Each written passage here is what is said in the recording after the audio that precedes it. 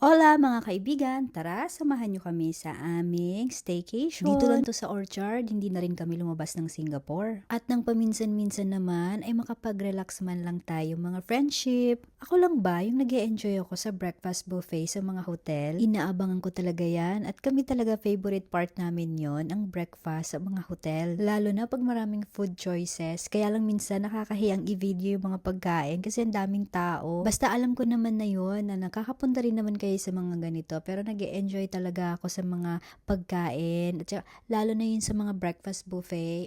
Sulit na sulit talaga kahit hindi ako malakas kumain. Lugi nga ako tutuusin lang. Ito pala yung taga-mop nila dito sa sahig nila, 'di ba? Social robot. At alam mo ba, malapit na ang Chinese New Year dito, kaya ang dami mga nagpupunta dito sa Singapore, nagbo-book ng hotel at nagbabakasyon. Bale nasa 18th floor kami, kaya kitang-kita namin yung view na napakaganda sa city. Meron din kasi akong appointment sa Glen Eagles, kaya walking distance lang, malapit lang at madali ko lang itong mararating. Don't worry mga friendship, wala po akong sakit. Magpapa-check up lang tayo or may procedure lang akong gagawin. Magpapa-breast augmentation lang po ako. Char! At ito na nga po yung sinasabi kong napakagandang view. Makikita mo po sa baba yung mga sasakyan, yung highway, yung swimming pool, lahat na makikita mo. Parang ang sarap ng ganitong bahay, no? Kitang-kita mo lahat.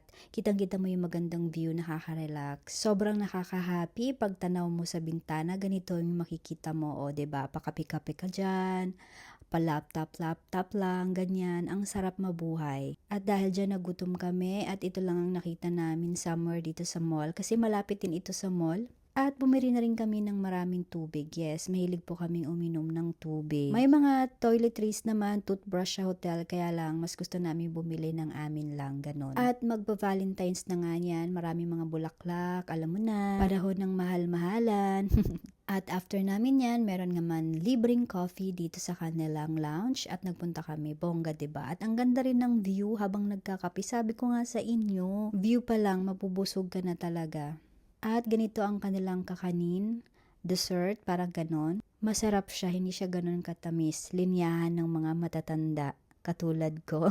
At habang pinapatila namin yung sobrang init, bumaba kami at nag-swimming na rin. At bongga 'di ba? Meron ditong lifeguard.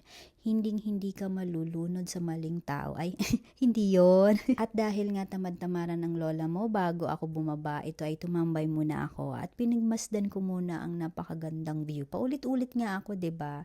Gandang-ganda talaga ako sa view dito. Pinakagusto ko talaga sa hotel is yung may magandang view from your room, 'di ba? Bongga yan. Ayan, at kumain na naman kami mga besh. At kinabukasan, naisipan na naman namin magkape. Syempre, araw-araw yan. At pwede nga lang oras-oras 'di ba? Di kabog-kabog ka.